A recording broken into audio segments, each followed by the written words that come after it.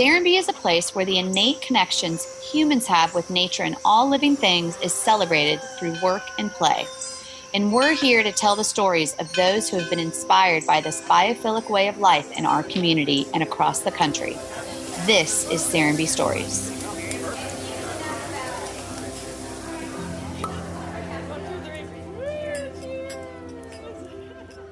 What kind of world are we going to leave our children? That's the question Principal Patrick Muhammad asks himself as he leads Chatt Hills Charter School.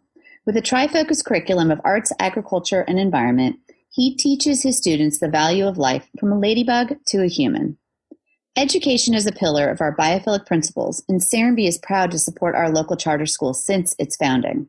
Today we're talking with Principal Muhammad, who is affectionately known as the Principal Farmer by his students, about how their outdoor programming has improved student health, how they've increased test scores, and why they have a wait list each year to enroll in this innovative K-8 school.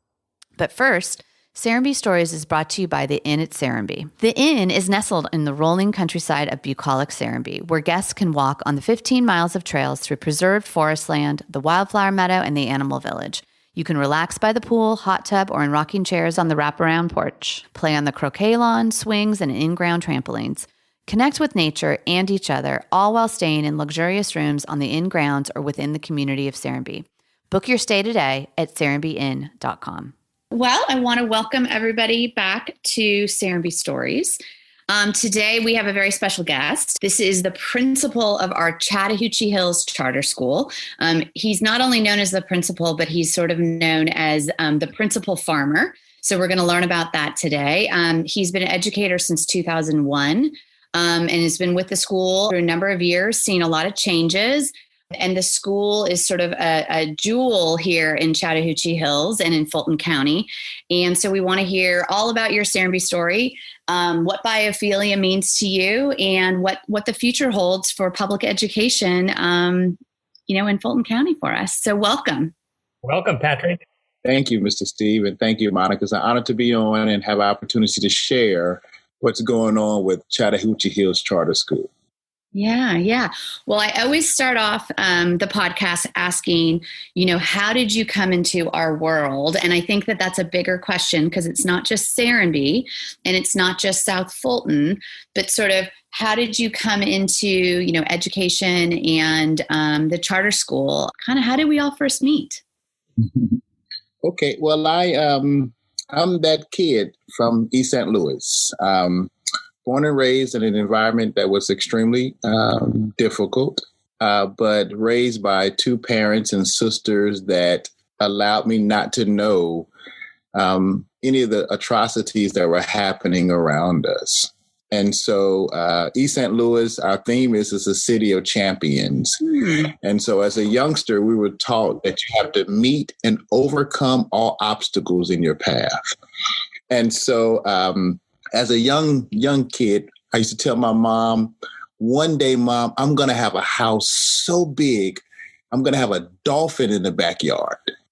And and so that just lets you know the mindset that I had, even though, I don't have a dolphin yet, but it was just the wondering mind of a young child. And I went off to school in Kentucky. I went to Kentucky State University, went from the concrete cities to the bluegrass. And it was truly life-changing. In Kentucky, and seeing nature and being in the wildlife and, losing the city noise pollution. And so that just stuck with me for a while. And of course, then I moved to Atlanta and get into public education and meet my wife and start having a family and all the great stuff. And as my children began to get a little older, I started thinking what am I going to leave them? Am I going to leave them a principal parking space? That's not going to last long. And so I started looking into generational wealth. And of course, that pointed me towards land. And lo and behold, we bought 8 cows while living in a subdivision. And I told my wife I had him on a friend's farm named Wayne Swanson. I said, if he gets mad at us, I don't think I could put these cows in the garage. And at that time, we were living in the South Fulton area, in a subdivision, right off South Fulton Parkway. And lo and behold, we find a farm that was 1 mile from our current residence. And it all worked out. We get the farm. And the way I got to Chatt Hills was 2 years into the farm, I had this epiphany that I'm just going to be this perfect farmer. I'm going to leave education. I'm going to teach children from the farm, right? Sure. And so I leave education and I'm working the farm every day. And I actually had a nonprofit soccer league on my farm. Oh. So I cut some pastures real low. And I had about 400 children that played soccer at my house every Saturday, right? Oh my God, for 3 years. So lo and behold, one day the cows hopped the fence onto the soccer field while it's soccer games going on. And so I run over there and they're like, oh, Lord, Dad's over here, right? So they hop the fence and go back up to the pasture. So I come back and people are like, oh, my God, you did so good with those animals. And I was like, oh, those are my cows. And one of the ladies said, you're the person who lives here? And I was like, yeah. And they're like, we thought you were the soccer dad. I said, I am. That's my son playing. And so fast forward, they start asking me about, we didn't know, they had been with me 3 years and didn't know who I was. Right. And asking me, like, what do I do? And I said, I used to be a principal and didn't know I was talking to a Chatt Hills parent. Yeah. And so this lady says, we have a charter school that has agricultural focus and it's around the corner. And I was like, that's impossible because I would have known about it. Right. It's impossible. And so she said, oh, it's Chattahoochee Hills. And I said, ma'am, I'm in South Florida. I'm not driving to Roswell, because I'm thinking of Chattahoochee River. I'm thinking, I'm not going way up there. Mm-hmm. Lo and behold, I Google it, and it's like 6.5 minutes from my house. So I'm like, This is crazy. So I email at the then executive director. Yep. And he sends me an email back and says, if this resume is true, it's impossible that this is correct. And I was like, no, that's me. And he told me in January, we're going to have a vacancy and put your name in a hat. And, as you all know, there were 84 candidates. By that time, I had rode to the campus multiple times and it got in my spirit. And I could see the moment I put on campus, I saw the goats. And I was like, this is really impossible. Yeah. And things just lined up. Yeah. And so we took over the school and became the principal 2018. Mm-hmm. And, with 20 years of public education and 18 years in leadership, I kind of got in, was like, there's some things that we have to fix. Yep. And so just really put my head down and start fixing things from the back. Things that I know, not offending people, but just putting things in place to get us running. And lo and behold, we're at a point now we have no school debt. Amazing. We have our highest rate of parents returning each year. We're at a 97% retention rate. Amazing. When I came, our school had 30% of our staff were certified. Now we're 85% of our staff is certified. Mm-hmm. The other 15% are in process for certification. Mm-hmm. We have increased our reserves from 44 days to 47 days. Nice. And our savings account is better than it's ever been before. Patrick, share with our listeners how many students you have. Our students, we have 545 students, kindergarten through 8th grade. Yep. And that's steadily increasing. Our wait list is right above about 150 students on our wait list. Incredible.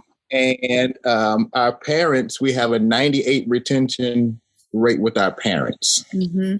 So it's going good, and I'm so excited. So let me just tie in my Serenbe connection. So when we were looking for a farm, we drove all over, right? I mean, we're driving. I'm from Griffin to Temple, Georgia. And we were like, this is not going to be good. So I would literally get in my car and get lost. I would find 5 or 6 farms, put in my GPS and just ride around. And so I kept going through this community and I was like, where did this community come from? It just appeared out of nowhere. And I'm sure I had ridden by Chatt Hills School before, but I will always gravitate to the Serenbe area. And so I had stopped before and got coffee, ran out of gas and, had to charge my phone at the Daisy, and I was just amazed at the community. And I would always find myself over by the horses, and just knowing that it's possible. Yeah. So Serenbe for me was a glimpse of it's possible. Like, don't get dismayed. Don't make it larger than it is. It's possible. And so getting to the school and learning the connection and the extension of Serenbe has truly been seeing the possibility a reality. Yeah. And so I'm continued to be enlightened by what Steve and his team is doing. And the murals have been a blessing to me. They were my first coffee and tea after I was hired. Yes. And so they gave me the lay of the land. So I'm happy to be a part of the Chatt Hills family. Yeah, no, we love it. And, it was such a dream years ago to stand up a school. And, we recognized as like all the Chatt Hills families and Serenbe families that sort of put time and effort into it, we sort of were very naive and didn't really know what a lift it was going to be. But sometimes that's the best way to go into something. You don't quite know what you think you can have a dolphin in your backyard. So you're like, we're going to do that. I'm going to go for that. And, I think there definitely were some years there where we recognized, it's a startup. And you're going to have those pitfalls and changes and executive leadership changes. And so I think, we're really thrilled to hear everything that you've done. And it feels like the school has really landed, in a really great place these past few years. Yeah. And for our listeners, Monica was in the founding board for the charter school. So when she says the we, she that comes from a very, very base place. Yes. One of the my passions, Steve and Monica, is you have to come into a situation like Chatt Hills with the desire of being the bridge, right? And so me coming in and starting to hear the pain from staff, the stories from parents, the legacy from people like yourself. So my immediate desire was to become the bridge. So I reached to the past, meaning like the beginning, like those people who sat in that room. Right. Like I wanted to hear their thoughts, hear their intentions. Then I would listen to the parents and hear their dreams, their wishes of this experiment of a school that they brought their children to. Then I would read from Richard and I would go through the clips. I mean, I did so much research on the school that I was able to kind of ramble off the history, and people are like, how does he know that? Right? Because I tried to put my mind back into those situations. Right. So that I can help bring it into reality. And so one of the reasons that there's a group called The Bridge now is because I had a conversation with Joey Mitchell and Greg and said, listen, how can we help you, Patrick? I said, I can run a school, right? But there's a divide in the community that I won't be able to focus on. I need some help that way. And those two men said, we got it. And they're amazing. And so the bridge is doing excellent things. And so now there's still this piece that I'm working on, right? Because we do have a large South Fulton contingency, but we don't have the contingency from the Serenbe community and the Chatt Hills community that I'm not happy that we don't have it. Sure. And so I'm not the one that says, oh, it's okay. We can. No, it's not okay. Right. Because if we take the macrocosm, the bridge, and that concept, and we bring it to the microcosm in a school, and we start teaching children now, early on, how we cohabitate, how we live together, how we appreciate life, then when they become our age, the same vices that they're dealing with, they don't exist. Exactly. But we can't do that in isolation. We have to do that with intentionality and a collective effort. Definitely. And I think one thing that we want to do is this conversation to sort of spread the word of the story of the school. And I think, because there were a lot of challenges over the years, a lot of people went other ways. And so how do we bring everybody sort of back into it? Yes. And I think, the first thing is yes. I always think is storytelling, right? Is how do we get the story out and educate people on it? And then how do we bring people in at minimum just to come by? Come by the school. So right. tell us a little bit, or tell the listeners a little bit about what is different, like what's so special and what is different about it. You spoke about the agriculture as one of the tenets, but it's a public school. Charter schools yes. are public schools, and some people don't realize that, but they have an opportunity to have freedom in how they run it, how the finances are done. You have to get a charter that is approved and reapproved. So it's not that you're just out there. You have to get the good test scores. But tell us a little bit about what's the central core and how that's different from other public schools in, say, the area. Yes, absolutely. Very good question. At the essence of it, I would say we teach the value of life from a ladybug to a human. Mm-hmm. So if my children can understand the value of a ladybug, and you will see them run around campus, oh, don't step right there. Oh, wait, move, right?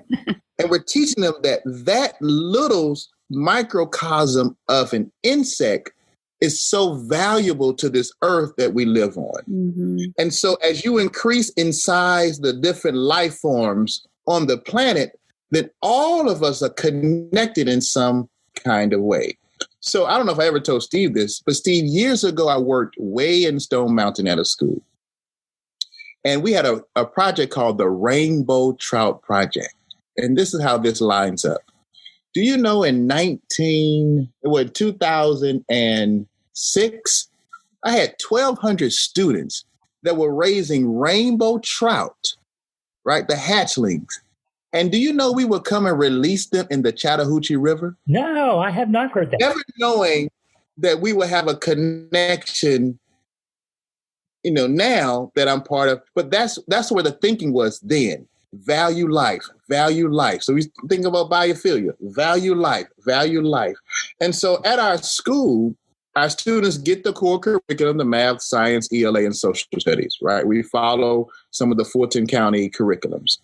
In addition to that, and I'm working for it not to be the icing on the cake, but I really want our Trifocus to be the cake. Yeah. Okay. Mm-hmm. And so when I say Trifocus, it's the arts, agriculture, and environment.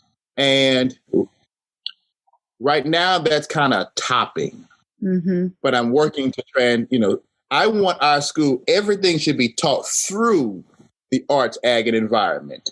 And you have ELA, math, science, and social studies, and not the reverse. So we're working on that. But our students are exposed to the environment every day. We have no hallways at our schools. The wonderful design that we have patio-style doors to every classroom, so you can open the door and extend the learning outside.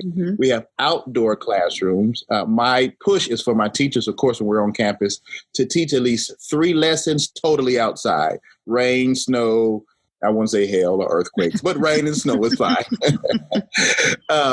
Teach those lessons outside, incorporate nature as much as possible. Because of the wonderful design that Steve and the team worked on in you, Monica, we have the relationship with Bear Creek Nature Center. So our students can walk on the trails to Bear Creek. And then we can continue on the trails to Cochran Mill, one of the top parks in the state. It's what we have in Chatt Hills is amazing, right? And so the students get a chance to appreciate the trees and the leaves and the flowers and the bees. And we have hummingbird stations on campus, so they can see the novelty of that. We have beehives now on campus. We have chickens and pigs. Last year we had a horse on campus. We have too many goats on campus.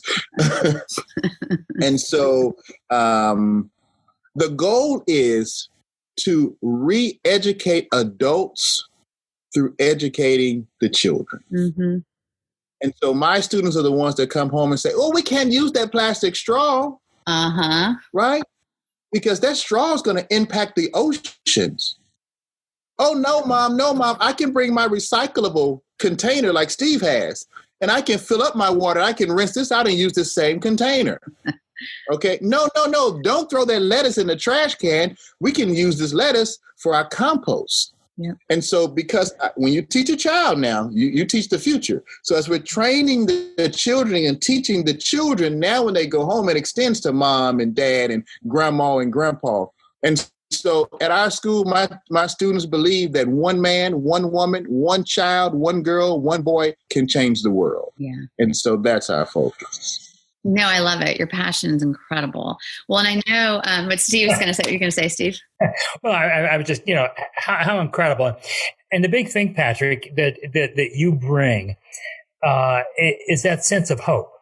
When you were describing the school, how can this possibly be? And I think that's where most of the world is. There is a pessimistic attitude that these very simple things that you are experiencing and that your students are now experiencing should be the normal rather than can this be true? Yes. And you bring this incredible sense of hope to the school and to everyone you touch. And your personality gives others that sliver that they could have hope too. Yes. And thank you for that. Thank you for that. And you all, let me just share this part. The reason that Chatt Hills, and I'm so passionate about it, is a blessing for me. So my last public school stint, I had just got into the agri space and I was excited about it. And you see how passionate I'm about when I get behind something. And so in the previous school system, I was doing the trout. Then I moved to a different school system and I won a grant with Georgia Tech. We wrote it, won a grant.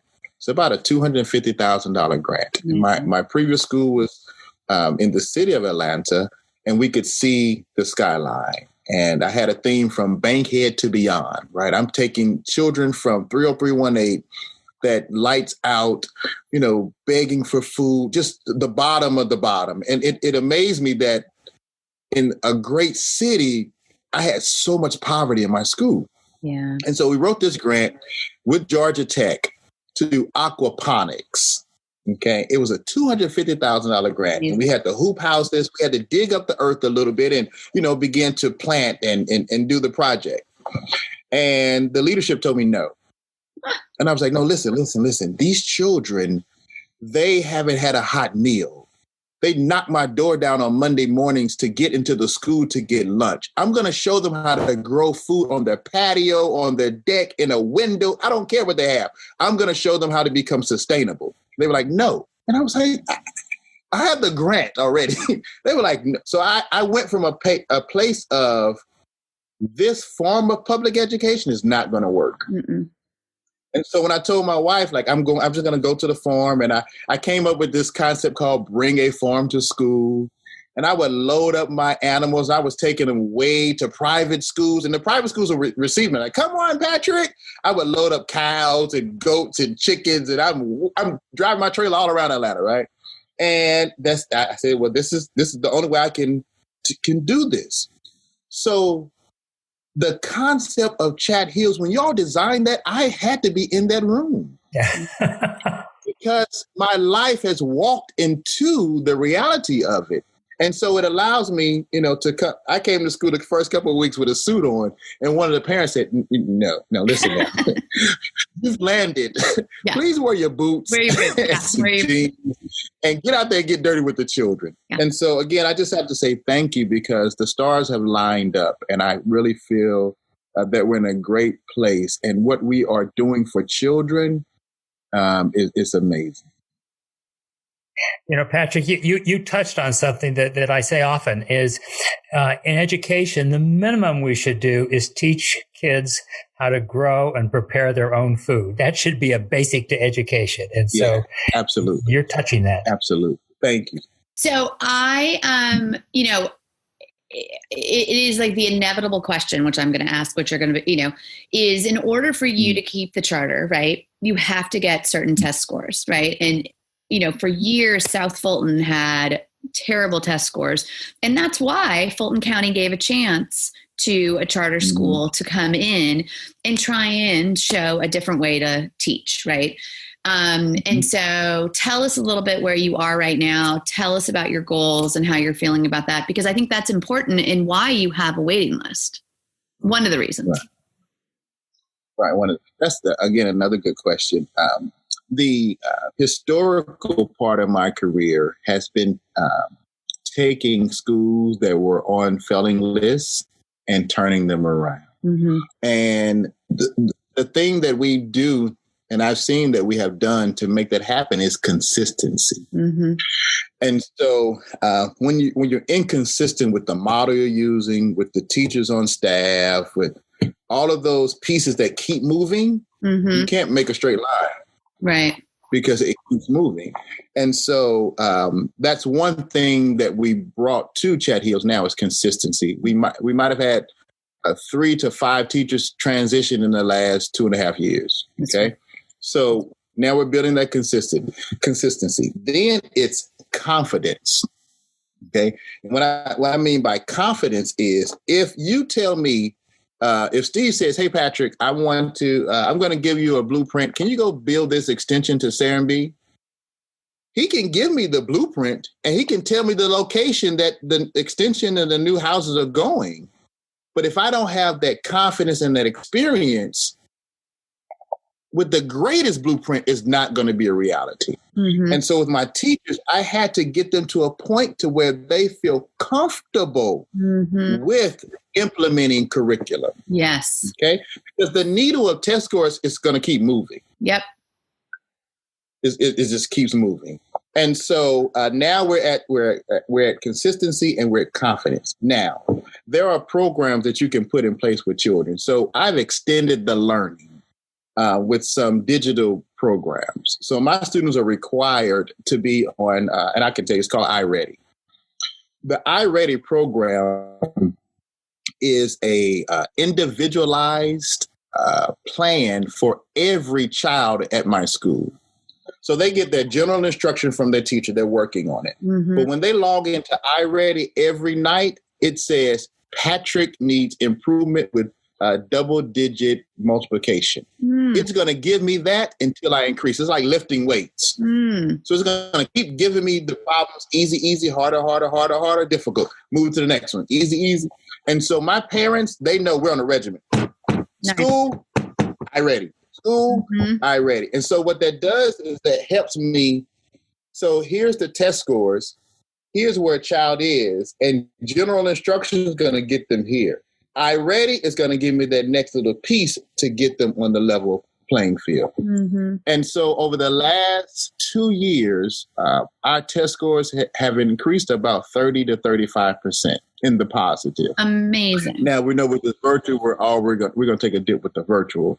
But my students have access to iReady, even not being at school. Sure. They have access to it in the summer.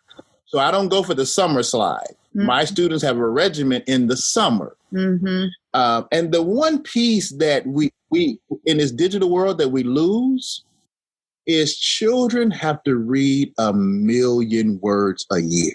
They have to. We have to turn the power off and pick up a book. We've stopped that, you all. Yeah. Children are, I can read it on my tablet. No. Get an old paper book, bend the edges, and read. It does so much to the brain. It does so much for the memory, because now all of our passwords, Apple remembers our passwords. All of our phone numbers, Apple remembers our phone numbers. So there's certain aspects of that we're lights and inside of here that we're turning off. We don't use them anymore. When you get back to just reading and doing math on paper and pencil, it keeps those fuses going. Yeah. And so our test scores are improving. We do have a ways to go, but we're so much further ahead than where we were. My teachers are constantly in professional development. My granddad would tell me the biggest room in the house is the room for improvement. I like that. So anytime you get too comfortable, right, that's when things begin to deteriorate. So we have professional development every Friday. And it's on a secular nature. So it might be a topic that we work on and we pass it. And we're going to come back to it. We're going to enhance it more. Then we're going to go away from it and we come back more. And then the last thing that I'll say is one of the characteristics and leadership styles that I have that has helped me is I'm extremely personable to every staff member. Mm-hmm. Every one of my staff members believes that I know everything about them. I know their spouse. I know their dog. And if they got a goldfish, I probably know how the goldfish is doing. And so I work on those relationships, right? If you're at a place where you work where you don't feel it's burdensome, then you come to work more consistently. You don't take off when you don't need to. And you know somebody there has your best interest at heart. Mm-hmm. And so we do a lot with our staff where we'll just take them away and just go to a park or go walking, or they'll get that random call on a Sunday afternoon and I'll ask about their child, right? So I try not to miss any information. And so my staff has a rule that you have to tell me everything, and everything, has an asterisk, but just tell me, because, if that piece that you told me, I might need that piece for something else. And so those are the things that help us to keep that consistency that builds that confidence that will increase our test scores. I love that. Do you see, because I know, one of the goals of charter schools, right, when any state or county brings them in is to learn from them, right? And so I don't know, I haven't, been involved at all with Fulton County or know where their heads are around, pro or con on charter. But I would think, as time goes on and you're here for a number of more years, being able to take the curriculum that you've infused, right? Like, drilling sort of the tri-focus into the Common Core that then turns into the day-to-day curriculum.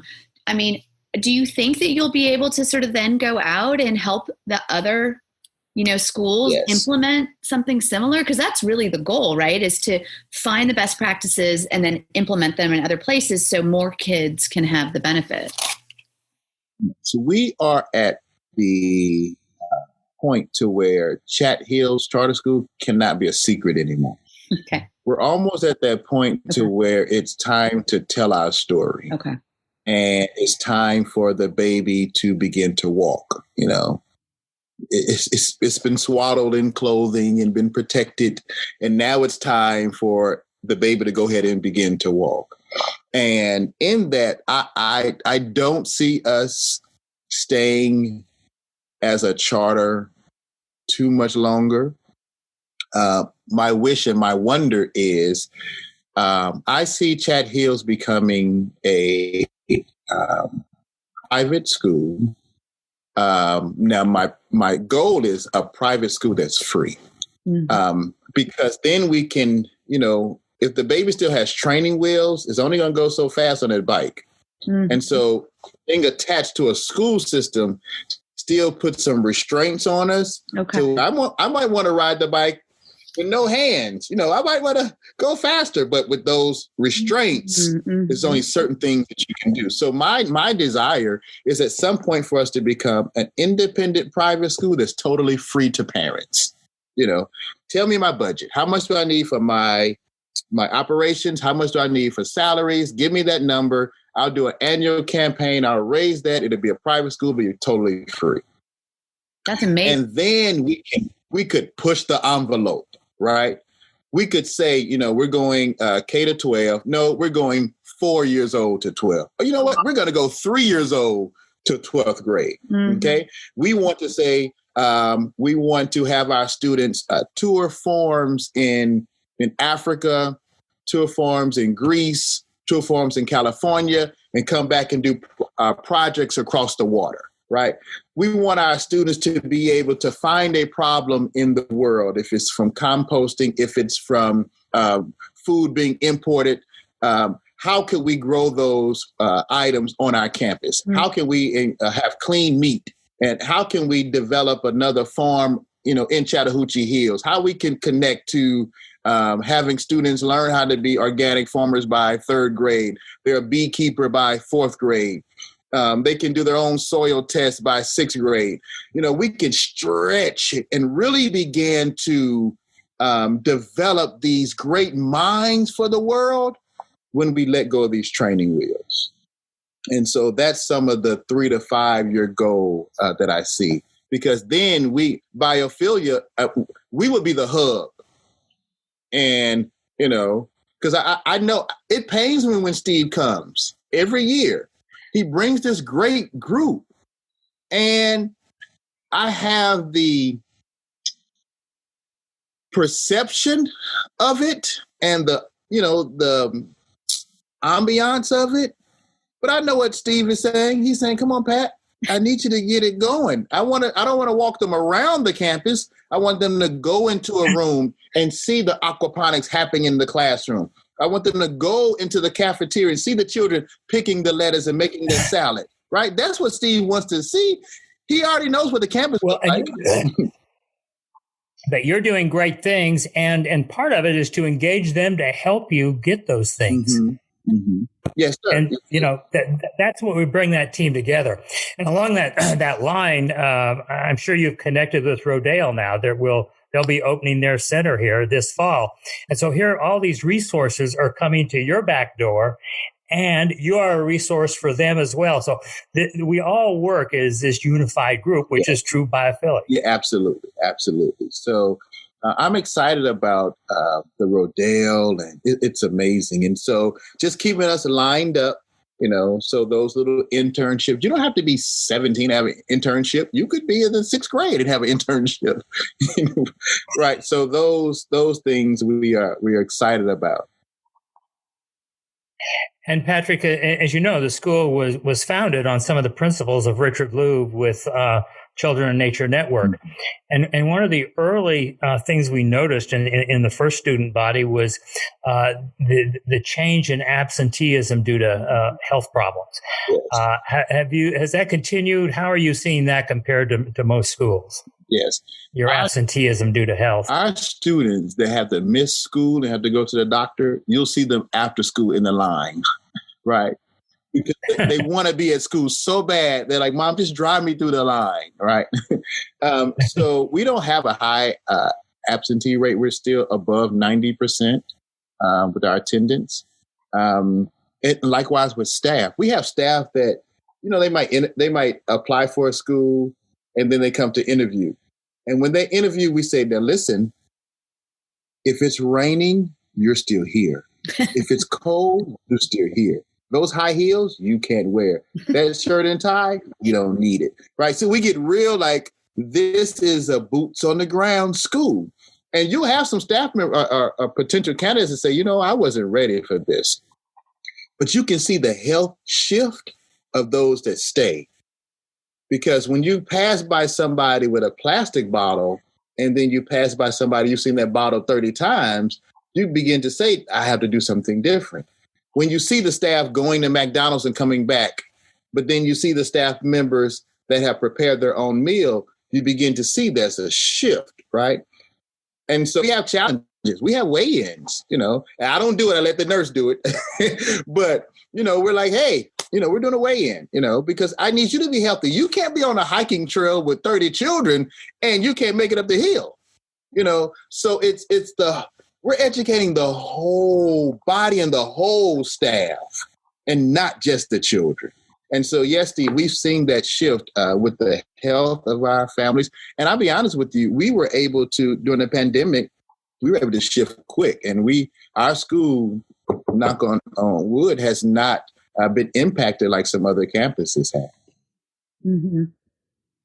Being outside as you are for some of your classes and the kids being outside part of the day, not having hallways, that I believe contributes to it. And that's what some of the statistics show. Yes, yeah. Plus your mental attitude, being outside just lifts your mental attitude.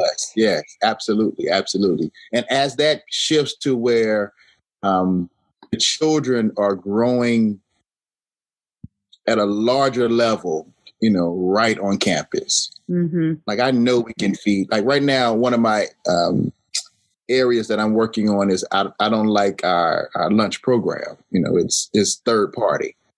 And I studied the edible schoolyard in California. Yeah. And I know that was part of the initial conversation and plan. And so I want to, get to 70% of the food on campus and then 80% on campus, but we have to start that.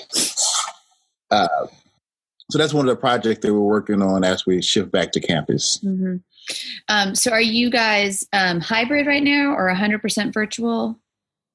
The kids? We're 100% virtual. The leadership team has started coming back.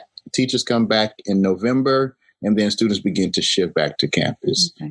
And we're monitoring the numbers in South Fulton, to determine, but we're making our shift back to campus. Yeah. And what are the things, like what can we do? What can, anybody listening or the Serenbe residents or the greater Chatt Hills, like what are you looking for as far as volunteering? Is there a project that you're working on? Is it the edible schoolyard? Like how can people get involved? Is there like something in particular right now or something you're looking towards in 2021? Yes. Right now we've partnered with, I don't know if I can call it a partnership because she's just came on, but Juliet Cutler. Yeah. So Juliet came to, and this is, I tell people, be careful when you come around me because like you're going to end up with some kind of assignment. So Juliet wrote a book. Yep. And so Juliet came to read the book to the students. And so, and discuss it. So we're in my office and she's just talking and whatever. And I began to talk about the vision of the school. And so Juliet was listening, and she came back again and said, "Can you tell me that again?" And I'm painting the picture. Like I'm like Steve Nygren standing in front of 1,000 acres, like painting this picture of this community, right? And so I'm painting the picture of the ideal Chatt Hills. Maybe a week later, she comes back with this learning landscape proposal. And for me, honestly, it was tear jerking because I was like, this is the first time I've been able to wonder with my mind and somebody puts it in writing. Yeah. And I mean, she captured so much of it. And so our help right now that we would need is implementing the learning landscape. Okay. Put together a phenomenal proposal. It's tied into the original plan and the future. So we need help there. Okay. The other help I would say is the expertise of those in whatever field that they're in, like lending their expertise to our teachers and staff. And so like I'm a livestock farmer. Okay. And so there's a level of expertise I have with livestock, but there's only so much livestock that we can add to the campus. Okay. But there are some vegetable fruit phenomenal growers in the greater Chatt Hills area that I need the expertise to come and say, you know what, we don't need to go in the ground. We need to do raised beds here. You get 8 hours of sun here. You only get 6 hours of sun here. We're going to, let's add some sand to this amendment for this to make it grow better. You need to add more stations for your, ladybugs to get the, all that kind of good stuff. So those experts, I need experts in water. Right? To say, the runoff that you're having, you keep flooding because you need to grade out this area. So those experts, we need them to lend their wisdom to us.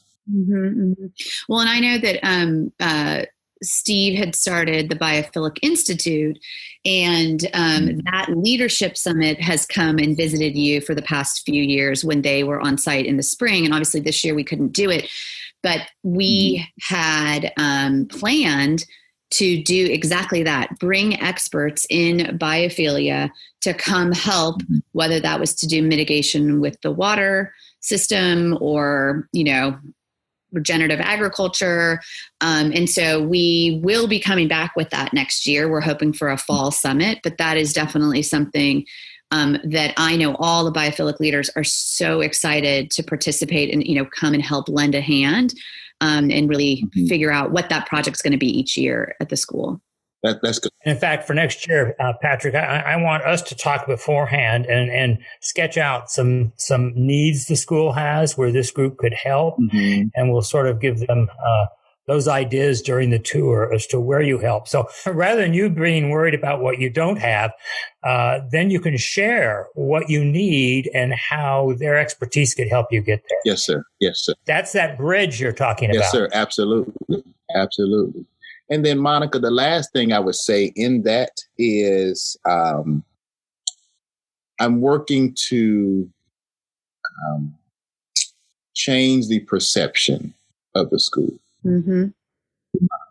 or the rebranding. And so I ask people in the community to keep your ears open. So when you hear something, you let me know. So like I knew there was this conversation about the school's finances, right? I run schools, so I know finances. So I focus on the finance. Now we got that. Just check. That's off. Take that off. We can't discuss finances. They're financially sound. Then it was like teachers with certification and work on that. Already got that. Check. Okay. There's not a plan with the curriculum. We took 9 weeks this summer and we started writing the trifocus out. We even have assessments for the trifocus. We're just not on campus. So check. So whatever those things that stop us from unifying, the more I'm informed about it, I can beeline and work on it. You know, and so it's the pulling of the past, and then together we're pushing to the future. Yeah. And so that's the other help that I would ask for. Okay, good. Yeah, I think again, this conversation is the beginning, but I do always encourage people to come find you and reach out to you. Yes. And so probably once we're in a little bit safer COVID place, like doing a town hall, maybe even here, and even partnering with our new, the Acton school here at Serenbe. Have you met Eden, the new head of school? Is wonderful. And like you guys can be great partners together for education down here in general. So I just think everybody coming together is the key, and working together because we all have the same goals. Yes, absolutely. And you know, Patrick, what I'm reminded of is we all are so aware of what the school is doing and where it is that we assume everyone does. But I'm reminded that you lived about the same distance from the school that Serenbe is. And how long did you live there and didn't know the school was around the corner? And so I think we have to take that same attitude that rather than assuming everyone, of course, knows, that maybe they don't. Yeah. See, that point is so right on it. My next door neighbor in the subdivision I was in, his son is an original Chatt Hills student. And all those years I lived next door to him, I thought he was taking his son way somewhere else. And he's a current, he's a 7th grader now. And from 2009 until we bought this in 2000, he's my next door neighbor. Yeah. Right. And so, you know, full circle, it's like, Julian, you go here. That's crazy. But that's to your point. You know, it's been a guarded secret. And now it's time for it to be known. Which is great. Well, we hope to be the beginning of telling the secret and sharing it out wide. And thank you so much, Patrick, for all your time today. We will put all the information about the school on the webpage and make sure that, you know, people get on that waiting list. Yes. Get on the waiting list, chatthillscharter.org. Steve, I have to tell you, I took the leadership team to ride the trails at Serenbe last year, the beginning of the school year, right? And we enjoyed ourselves, whatever. But I have to blame you, Steve, because I only had cows and sheep then. Now I have 14 horses. And we ride every day at my house now. So, Steve, it's your fault that I have horses. But that's something that we're going to work with the 4-H now with our students. So we're going to be doing stuff on campus with that and getting them connected to that environment. So I really thank you all.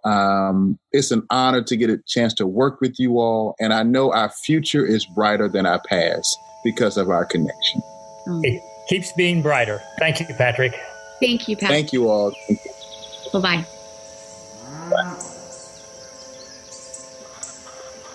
Thank you for listening to Serenbe Stories. New episodes are available on Mondays. Please rate and review the podcast and visit our website to learn more about upcoming guests, episodes, and everything biophilia at serenbestories.com.